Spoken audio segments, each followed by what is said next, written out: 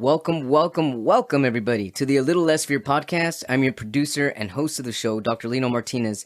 This is your motivational podcast of people's incredible journeys. Oh, yeah, let's do this.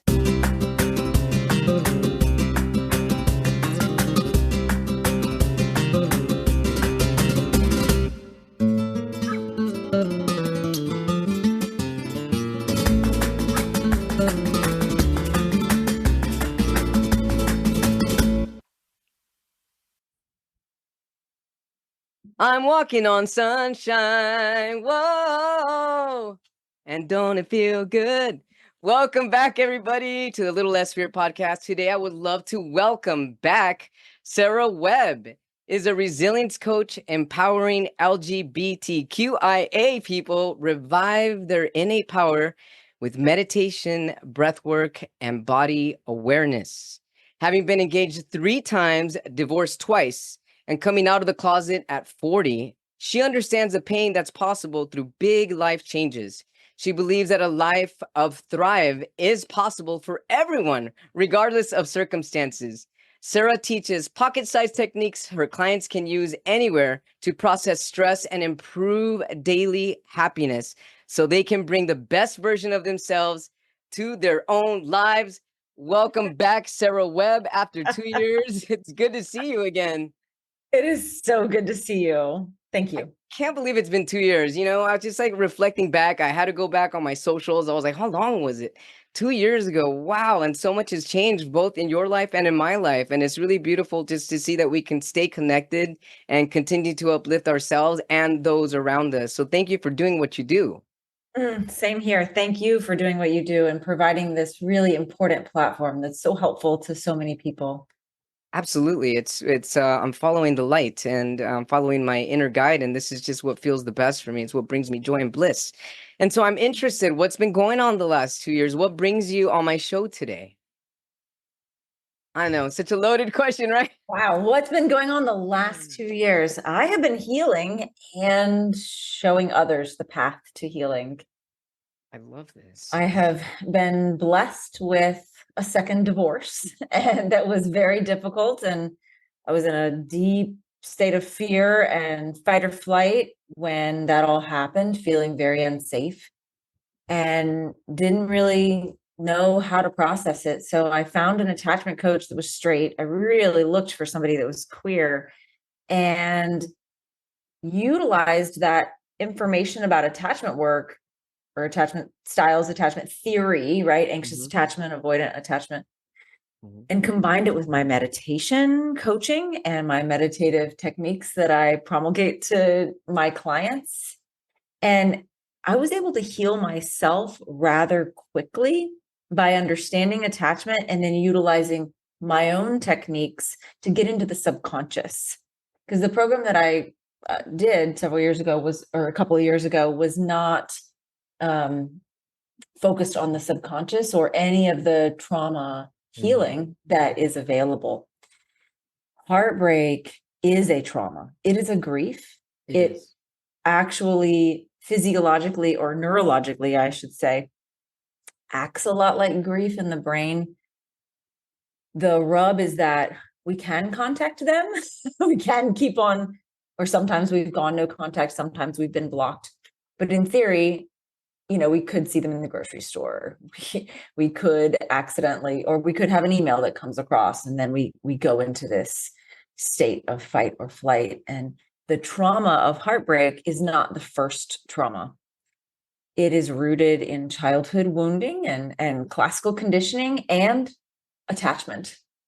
So when we use meditative states, because we were in a meditative state when we were kids, we were in delta brainwaves from 0 to 2, and we were in theta brainwaves from 2 to 7. Delta is deep sleep in the brain, and theta is hypnosis or deep meditation. We're very impressionable, and we don't have a prefrontal cortex. That's this front portion of the neocortex that is kind of like our brain's executive center. It's like a CEO and very logical and rational. That doesn't start to develop till 10. So from the ages of 0 to 7, we're in this trance. And we are learning how the world works. We're forming our core beliefs. Yes, we sure are. And during these times, we understand intrinsically what a relationship looks like, how I should behave in certain situations. And sometimes we get core wounds. In fact, most people have some sort of a wound Oh, yeah. that sits at the bottom. And so we use gentle meditative techniques to look with compassion. The difference between the coaching that I do and therapy is we're actually focused on solutions instead of just figuring out why, instead of just telling the story, which is important. We need to tell the story, but it's also equipping my clients daily because we meet weekly, but they have a daily video chat with me on an application called Marco Polo. And I love Marco Polo. are you on this? Yeah, I'm on Marco Polo. Yeah. I love it too. I love it too. Yeah, it's so great with clients because then we get that, you can really get the nuances of the facial expressions, and I can demonstrate things with the video. And so they have a 24-hour support. I mean, I'm not on there 24 hours, but they have a line to reach out. Because when I was in therapy years ago, I found that you'd have a great therapy session on Monday, and then on Wednesday something happens, and I would like email my therapist, and they were like, "Oh yeah, we'll talk about it next week." But I need help now, and by the time next Monday rolls around, it's not the same intensity. So that's why I've structured my programs that way, because we heal in relationship. We're injured in relationship, and we heal in relationship with each other, in queer community. Yeah. So the answer to your question is a lot has been going on. And I've shifted my meditation coaching to serve my community, and it is amazing. I have a Facebook group that's free. It's a group on Facebook. You can search for Queer Hearts Break Harder. And there's over 2,000 women, LGBTQIA people in it. And it is a fantastic place to get your story out there, really process a little. And we have free events. We have 2 free events a week, one on Tuesday mornings, one on Friday evenings, on Zoom, private Zoom, where we can connect in community, where we can tell our stories, and where we can learn some of the information, like what happens to our subconscious, what happens during childhood, what happens as a result of childhood trauma, I should say, and actually connect, and then learn how to move forward. I love this. Wow, this is incredible. So over 2,000 now on Facebook, huh? Yeah, I So guess you're pretty Facebook, busy, Sarah. You're I am busy. busy. I am busy. I am busy, and I love it. Let's get back. Thank you so much for the synopsis of what's been going on the last year. That's quite a bit. But I mean, either way, it's all connection, and it seems like it's bringing people together, which is probably close to your life purpose, correct? Yes, yes. My dharma is to teach 28 million people to heal their trauma with meditation. I love this. Why 28? A few reasons. Okay. Number one, I was raped when I was 28 years old. Okay. I got sober on December 28th, and Stonewall was on Wow. June 28th. So 28 is the number, huh? Yeah, and I guess I just went for 28 million because that seems really crazy, and I love BHAGs, those big, hairy, audacious goals. This is mine, and I believe it's one of the reasons why I'm here. Yeah, my dharma on this earth. Well, the reason why your goal is so big is because your heart is so big. And so, I mean, it's beautiful to have a big heart like that. Keep following it. And without a doubt, if your heart radiates that far, it can probably radiate farther. And next thing you know, it'll be beyond 28 million. Thank you. So you're welcome. Thank you. Let's go back to talking about attachment and the techniques to get into subconscious. You had mentioned that prior to your current group, you weren't really going into the subconscious. And so for people listening in to a podcast like this for the first time and don't really understand what attachment is or different types of attachment, how do you describe or how do you explain attachment to someone that's coming to you for the first time and trying to understand different types of attachments? So there's a couple ways to understand attachment. The first is childhood attachment to our primary caregivers. And when attachment theory was first put out, that's what it dealt with. Now, in the past few decades, psychologists and other psychiatrists, people in the mental health space have taken childhood attachment theory and overlaid it on adult romantic relationships. So basically, these bonds that we form with our primary caregivers early in life get repeated in, I call it, same similar ways. Mm-hmm. It's the same similar relationship. It's just like I married my dad twice. Of course, I never married my father, but I married different aspects of his personality and our relationship dynamic in two different meat suits. Yeah.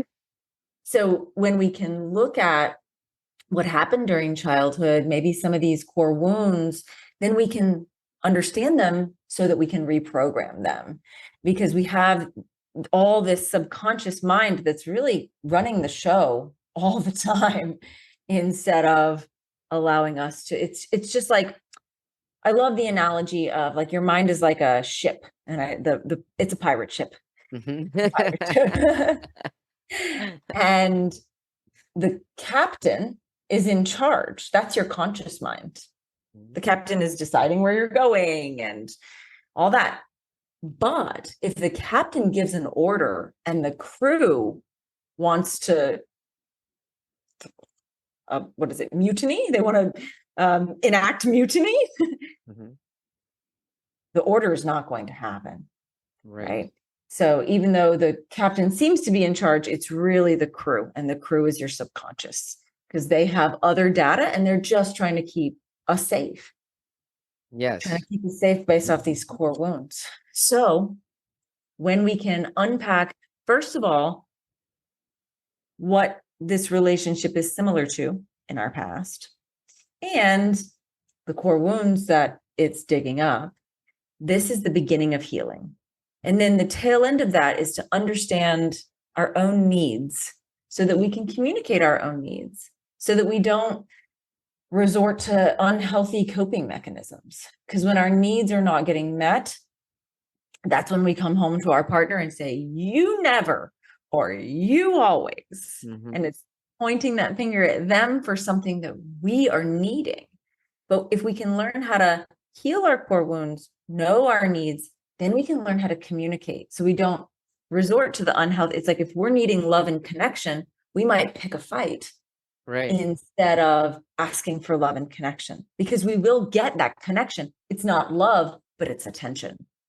Yes. So attachment theory is something that I highly recommend people looking into. So just to be clear, I studied with, coached under in a private and group coaching session to heal my own attachment, overlaid it with my meditative techniques.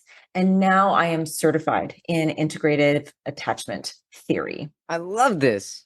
So I've integrated that into my heartbreak coaching. I love my this. clients they've been out of relationships for 4 years, 4 months, 4 days, doesn't matter. Within a matter of weeks, they feel differently. And the work isn't over. And I wish I could hold programs for longer, but they're just 9 weeks long to equip them with the tools so that they can then go out and utilize them. Of course, I'm available for support afterwards, but I really need to move on to the next portion of my 28 million. So, we do have avenues for support afterwards, but the real healing happens day in and day out on Marco Polo and in these really tight knit groups of mostly lesbians, but some trans men, some trans women, some non-binary people come through the program. So, it does have something to do with the U-Haul effect. Yeah. I think that the U-Haul effect creates the problem, because oftentimes people listening for the first time, could you explain the U-Haul effect? Oh, yes. Yes, absolutely. Thank you. So there's a joke in the gay LGBTQIA community, what do gay men bring on a second date? Yeah, There is no second date. Yeah. And what do lesbians bring? They bring a U-Haul. Yeah. And the reason for this is physiological. It is biological. People with more testosterone are seed spreaders. People with more estrogen are nesters. It's the difference between the hunters and the gatherers, right? And it's just our animal nature. And so when two estrogen prone people get together, we have that state of limerence, that lovey-dovey, maybe we're not totally in love, but we're obsessed with them. We are spending all of our time with them, and we want to move in really fast. So someone's lease is up, or someone lives across the country, and then we begin to cohabitate, leaving one person, kind of homeless, couch surfing, essentially. Sure. Maybe one person has like given away most of their furniture. I mean, this happened with my ex-wife and I. We blended our families, we blended our furniture. And then when it came to the extraction, it's like, well, whose is it? Because it was technically mine initially, but it's ours now. And well, it's just, yeah. So the dynamics of attachment play into these relationships, and it's the reason why the U-Haul gets brought back after a few months, because when we have differing attachment styles, which is very common, we'll attract people with differing attachment styles. And when we have differing attachment styles, it's like you've sat down with your partner in front of a checkerboard, and you have the rules for chess and they have the rules for checkers. Right. And you don't understand why you're not communicating. It's just different data.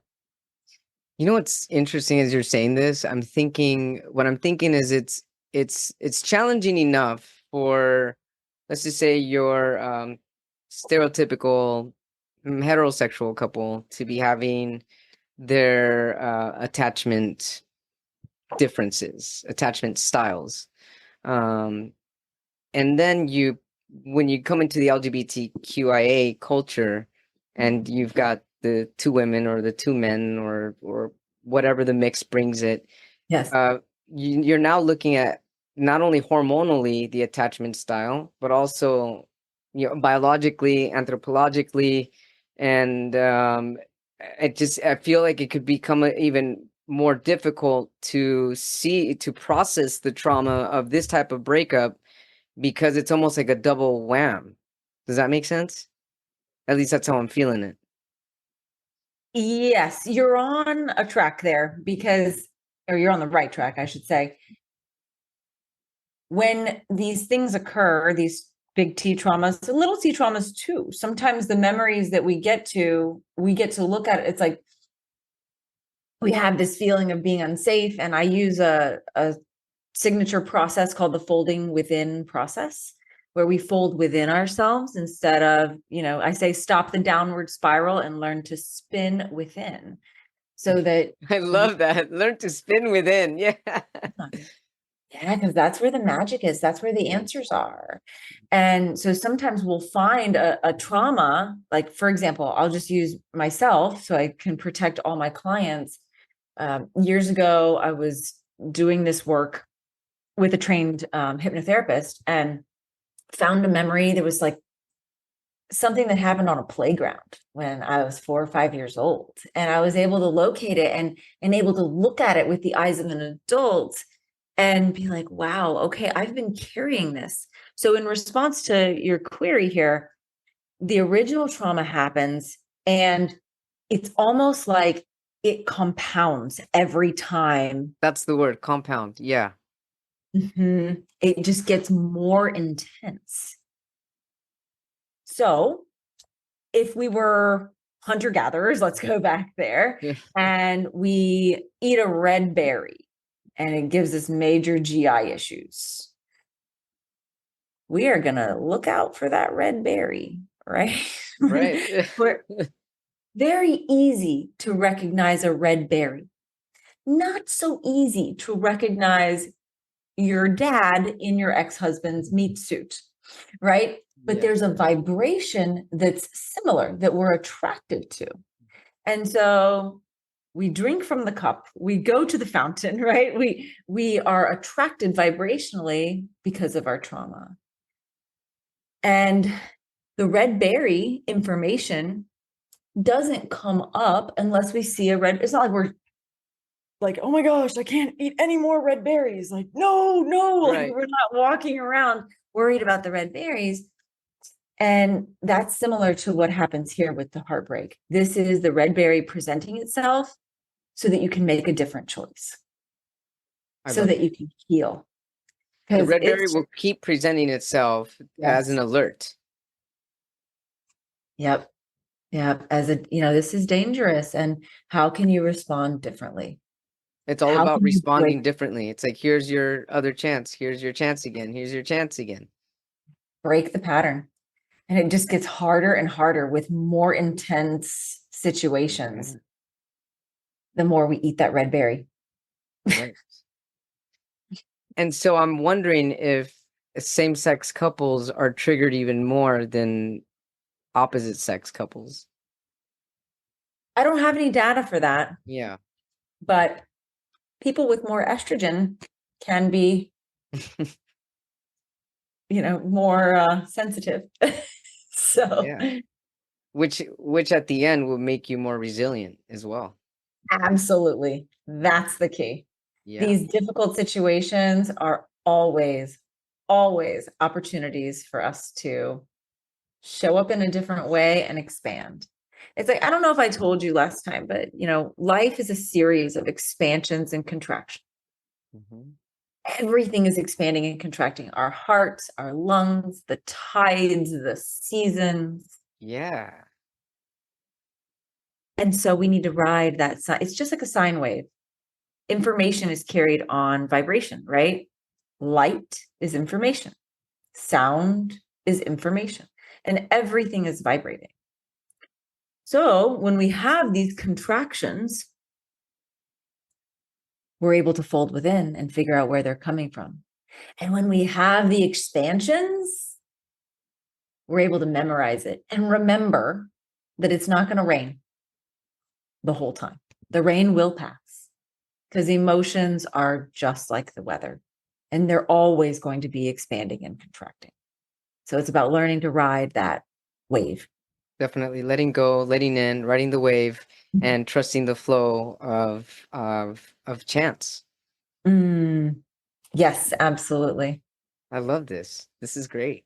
There's something I was going to say right now. You mentioned before talking about the flow and the expansion. You said we're attracted because of our trauma.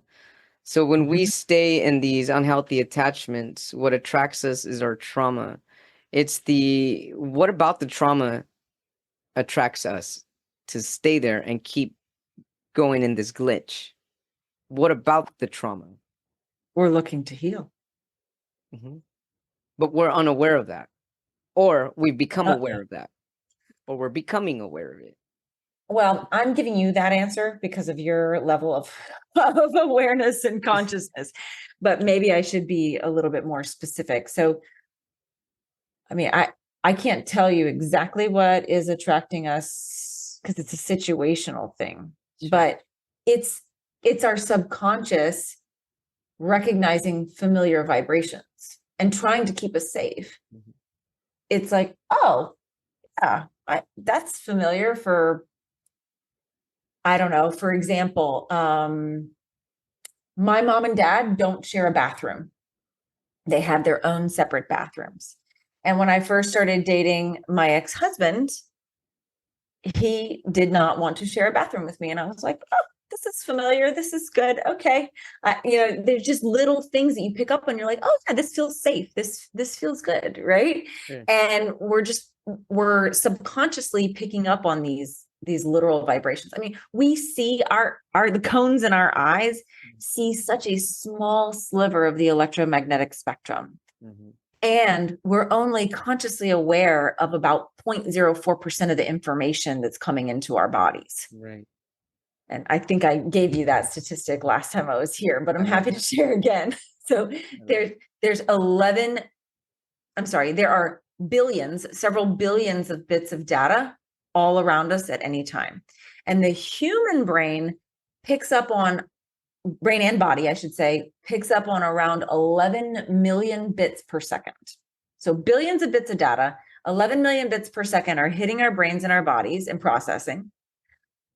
But we're conscious of about 40 to 50 of the 11 million bits per second.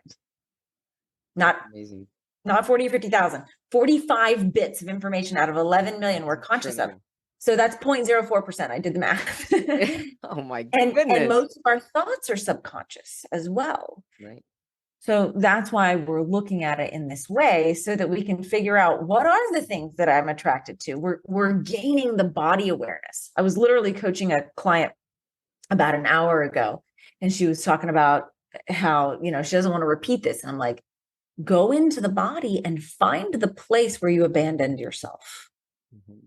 So that next time you're on a date, you can feel, because the sympathetic nervous system and parasympathetic nervous system work in tandem, right? One goes up, the other goes down. Being really in love is sympathetic nervous system arousal. So you really want to find somebody where it's just calm and even, not where it's so exciting and this is amazing, because that pendulum will swing the other way. It sure will. Oh yeah, it definitely will. So it's just that building that circuitry, building the body awareness so that we can show up differently in our lives and recognize the pattern and break it. How can somebody recognize the trauma within their body? Well, it's my signature folding within process. It's a 9-step process that will get us to the core wound. So we utilize meditative states in order to find these traumas. And we have something happening in our vibration here. And so we go inside the body and ask a series of questions. I don't have time to explain. It would take like half an hour for me to explain to you this 9-step process. But the end of it is finding the core wound that's driving this feeling, because there's a literal vibration. I intentionally don't call it a feeling, because there's a sensation and then there's a vibration, right? There's a literal physical feeling and then there's an emotional feeling. So a sensation and a vibration. We combine that. Those are the first 2 steps. I'll just give you that. Like, just notice the area of the body and name the emotion. Mm-hmm. Just that is something you can do with eyes open. And then you come back and do the folding within process. Mm-hmm. And that's where we find the wound. Like, what am I making this mean about myself is basically what you're getting at. Because as children, we personalize everything. We can't fathom that our mom can't spend time with us because she needs to make money to pay rent. Right. Yeah. We don't understand. We think there's something wrong with me. I'm bad. I'm misunderstood. I'm abandoned. I'm unsafe. These are some of the common core wounds that we'll get to. And then once we find the core wound, then we work to reprogram it. And that is a longer process. We do that very specifically. I use an application that's not mine that I help clients get set up on. And I also do custom meditations, guided meditations, so that we can use this impressionable meditative state to implant the new cognitions. I love this. And for people that are not aware of a core belief, what's an example of a core belief? Well, a positive core belief would be, I am safe. I am powerful. I am well understood. I am trustworthy. And sometimes it's the opposite that comes up. And then we end up basically misusing our reticular activation system. The RAS is that thing that filters to decide what 45 bits of data we're going to see, to decide what 45 bits of data you're going to pay attention to. And the reticular activation system is absolutely filtering for our core wounds and our needs. Neuroscience has proven that every single thing we do is a subconscious strategy to get our needs met. which is That's really crazy. incredible. All for survival, constantly trying to survive Everything. constantly. Yes. Whether Yes. it's healthy or unhealthy, it's just trying to find a way that the way that the body knows its homeostatic environment, whatever Mhm. that may be, whether it's high cortisol levels or low cortisol levels, Yeah, whatever is that organism used to being in homeostatic environment. So it'll try to bring it back to that quote unquote stability, whatever that stability is for that organism. exactly. You hit the nail on the head. And so in this meditation, what you're doing is you're creating new neural pathways so that the brain is now following, or the neurons or the messengers are now going to a different road, a different highway, and finding a different way in order for the body to respond differently and be less reactive and more responsive. Exactly. You got it. I love this. Is beautiful.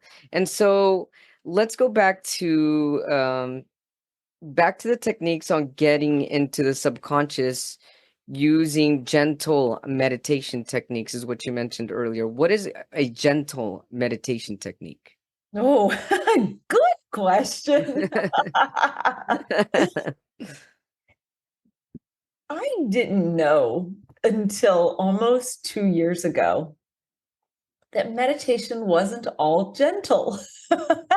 No, it's not. It was over 2 years ago. There are meditative practices, schools of thought that are very intense. And I've participated in several of them. So have I, yes. Yeah. So we use gentle body awareness, breath work that's safe for everyone. I'm a trained breathwork facilitator, but not all breathwork is safe for everyone if they have health concerns. And sometimes for some clients, we use mantra and then guided meditation. I lead guided meditation every single meeting with my clients. I send them home with their own custom meditation. I was Or if just it's a gonna group, ask that. I was just gonna ask that. yeah, they get custom meditations. And people can book in with me just to get a custom meditation. As I use my nice meditative voice and get them very relaxed. And then bring awareness to the body and the breath, and then slowly just implement these new cognitions. And then they do that meditation in the morning or at night. Some clients don't love guided meditation. And so we can use different states and then use mirror work. Like we can go to a mirror, look at ourselves in the mirror, talk to ourselves about it, or we can just read it right before we go to bed, read it as soon as we get up. Lots of different ways to get into the subconscious, because they say in yoga and other modalities that where focus goes, energy flows. And that's just the reticular activation system. Yeah. That's just, I'm going to focus on this. And so that's what I'm going to see Yes. in my life. I I love know it. I'm preaching to the choir. Oh no, but I love this. I mean, this stuff is my bread and butter, so I get all hyped up on this stuff. I love when you said that because when you said gentle meditation techniques, it kind of rung a bell. I wrote it down, and I was like, well, what I'm feeling from that, because I've done a lot of meditations where it just feels a little like pushy almost. Like, hang on, Mhm. I'm not there yet. Like hold on a minute. So. And everybody, I mean, it's not a one size fits all. Everybody's different. I mean, and some people's attention spans are shorter, and some people get it right away, and some people have ADHD. I mean, it's like you're trying to kind of find a way to flow with individuals the way that it's going to stick in their mind, body, and soul the way that it's meant to for them. And tailoring something like that actually brings a lot of um, self-awareness for yourself. You have to be a little more self-aware and intuitive in that process to be able to know what's going to be best for your client. So that's incredible that you're doing this, Sarah. I mean, I can imagine that helping all these people is also helping you as well. Oh, I love what I do, Lino. Oh my gosh. When I lead meditation, it's a channel. I'm not in charge. Like It is a channel. I always ask my spirit guides and angels and gods and goddesses. I ask them before every session. I asked them before this podcast Yes. to give me the images, because we don't think in words, we think in images. That's the subconscious. And I asked them to give me the images that I need in my head so that the words will come out of my mouth. And it's fascinating, you know, because things come out of my mouth And then afterwards, after the meditation or the next day or something, they'll be like, that time when you said this phrase of words, and it's something I've never said before. And they're like, my mom always used to say that. Or, like I'm somehow channeling and picking up on their vibration. You sure are. It is meditation for me in a way, but I still have my own practice. You are. I absolutely know what you mean, because at that point, I mean, you've opened up your chakras. And so if you're in that meditative state, you've got your third eye and you've got your crown chakra and your auric chakra. I actually learned that there's an eighth chakra up above our head. Our aura has a chakra. And there's so 12. it's really incredible. And so when you're opening up like that, you're in tune with other people's energy, and you're at that moment feeling the oneness of the one consciousness, and you're able to pick up people's thoughts. And also, there's the reason why you're able to see things, images first before language output, is because the speed of thought is as fast as the speed of light, and there's nothing faster than that. So you will get a response and a message through an image before you would sound or before it is created verbally.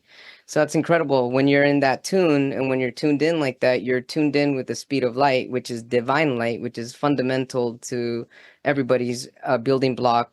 They're building blocks of life, really. That's really amazing. I love beautiful. Very true. Yeah, the more we meditate, the more our pineal gland, pituitary gland, literally in the brain, gets more open and active. And the pineal gland has cells on it that are similar to radio transmitters. Yeah. Excuse me. The pineal gland, for people who don't know what the pineal gland is, how can we describe the pineal gland? The tiny little gland in the center of your brain. So if you were to put crosshairs like at the temples and then forehead and back of the head, it's really in the center, kind of like above our soft palate here in the back of our throat. And it's a tiny little gland that they've not really known what it's for necessarily. The pituitary gland and the pineal gland are at the HPA, the hypothalamus pituitary axis. And this is a major highway that's going to change how we feel. And regular meditation has been proven to actually shrink the size of the amygdala in the brain, which is where all of our sensations come first. We experience things out in the world, and everything comes to our amygdala, and we make a decision. Is this safe or is this not safe? So when we have an overactive amygdala because of trauma, we will live in a state of high stress, and we'll have stress. We live in that chaos. It's like you're saying, this homeostatic impulse to get back to that level of cortisol activation or cortisol saturation in the blood.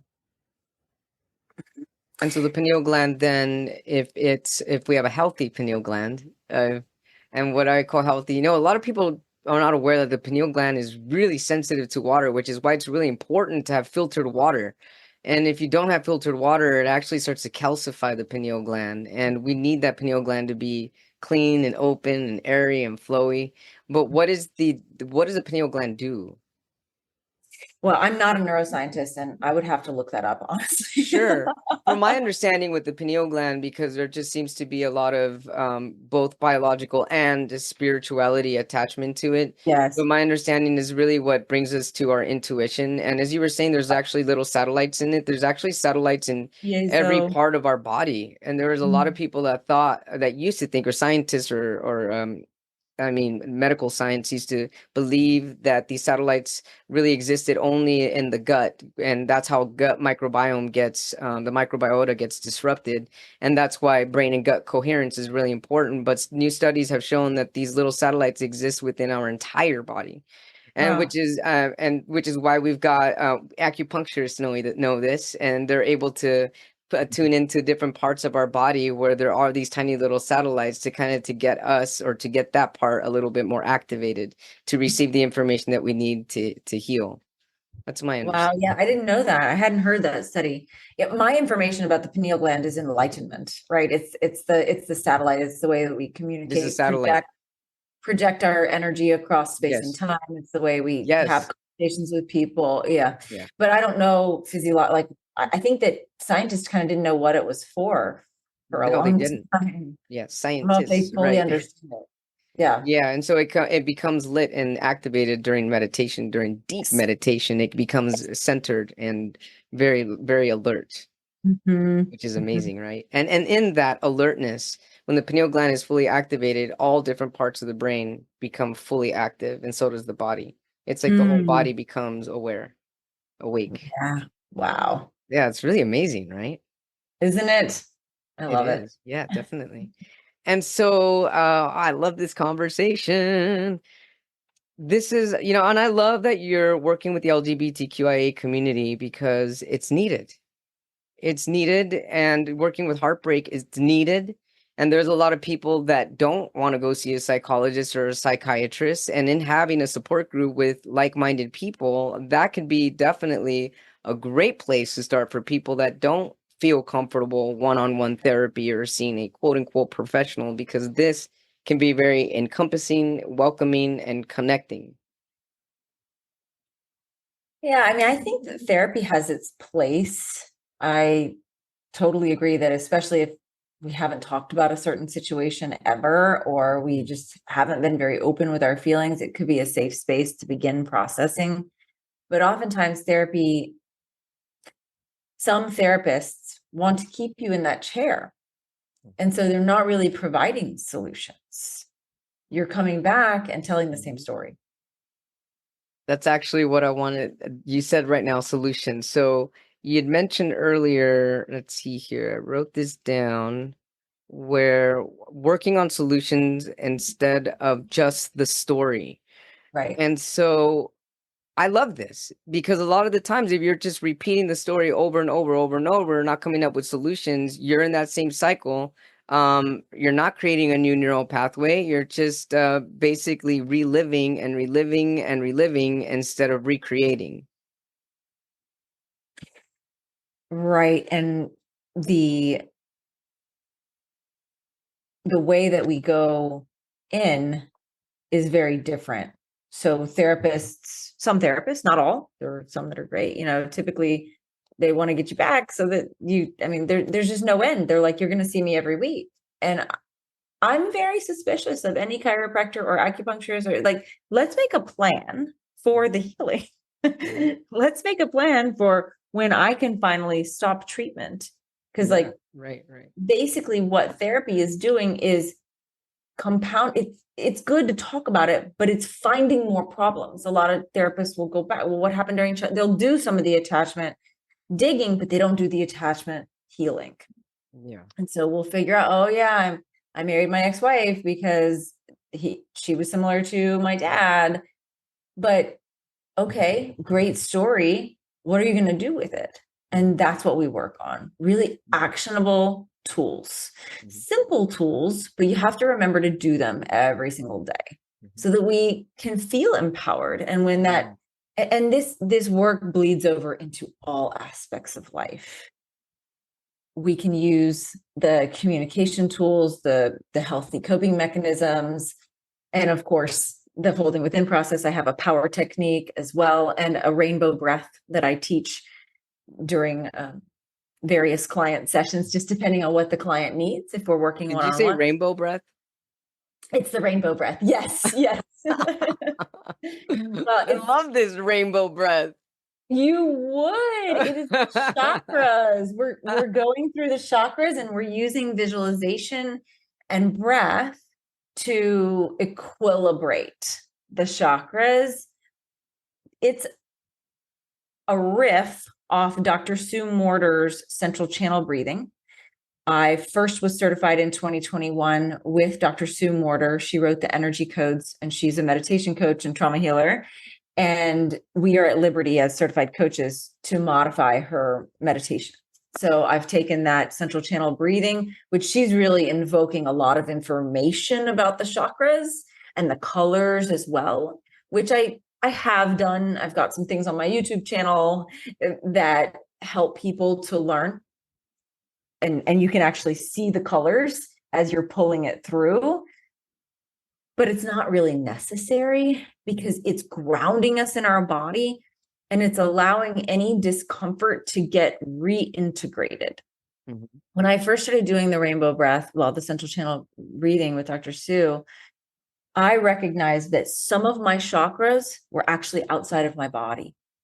Like it would come down through my head in the central, and then it would jump out here and then go back in around my root. And so I had to pull them into the center so that I could literally reintegrate.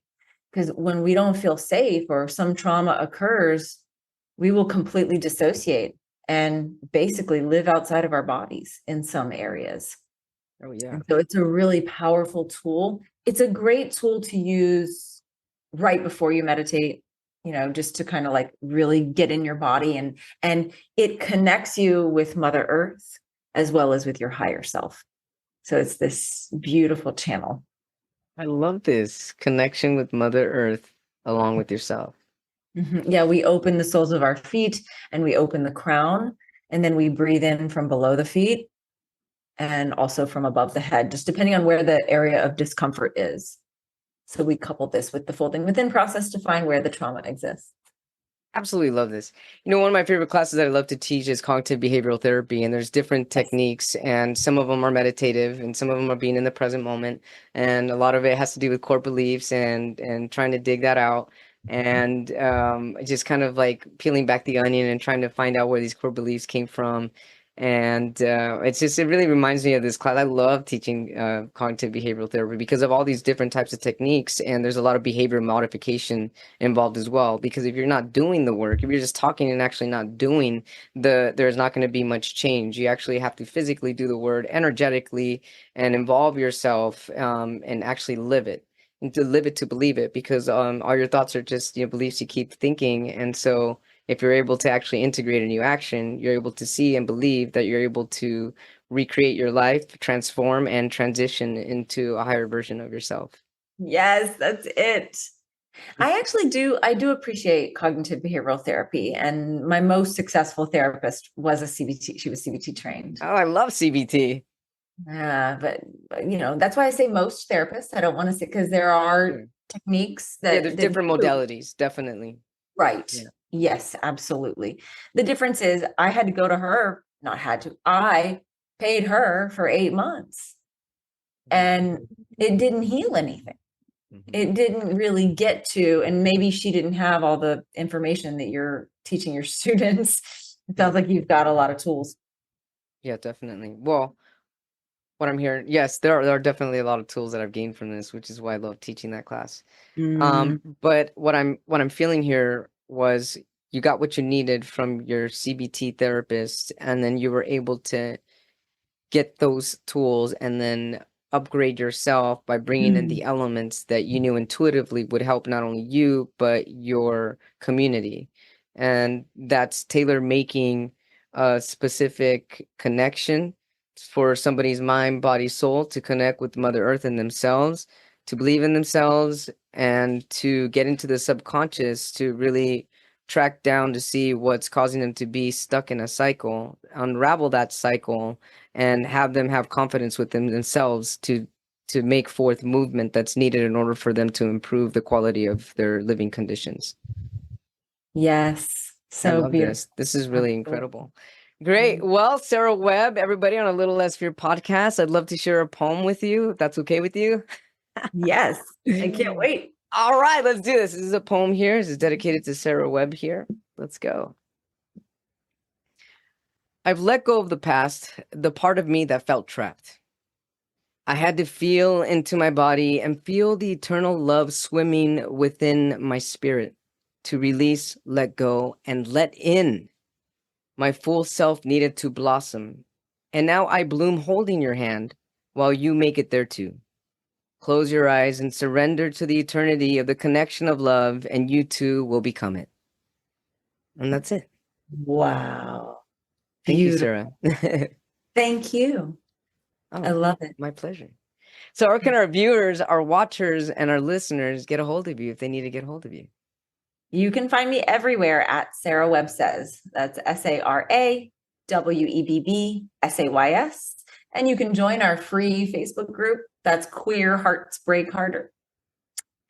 And if you're not gay and you just want to meditate, not just meditate, but if you'd like some guided meditation, I have that as well. And we serve all humans. Sara Webb serving all humans. I love this. She empowers women to maximize women, LGBTQIA, or all humans, to maximize their life of thrive with simple and effective science-backed technologies that build resilience from the inside out. I love this connection. It was beautiful hanging out with you again on my podcast. I look forward to keeping in touch with you. And thank you for motivating me. I really appreciate your energy. Thank you. You are a ray of sunshine. Hey, you know what? It takes one to know one. We're shining together. Let's keep this light going. Let's keep this light flowing, Sara. I love it. Take care now. Bye-bye. Thank you so much, everybody, for tuning in to A Little Less Fear podcast. If you haven't yet, hit that subscribe button. Tell your friends and your family about A Little Less Fear podcast. And if you are interested in being on my show, feel free to leave me an email at alittlelessfear@gmail.com. Or if you have any questions or comments and you also want to leave me an additional message, you can also do so from my website, leaving an inquiry at www.alittlelessfear.com. You can get a copy of my book on Amazon, Amazon Kindle, and Amazon Kindle Unlimited, also titled A Little Less Fear. And thank you so much, everybody. I really appreciate all the support. Leave me a review if you get a chance. I love to receive feedback, questions, and comments. And any way that I can be of support to you, please let me know. Thank you so much. I love you. Wishing you love, light, happiness, and many blessings your way.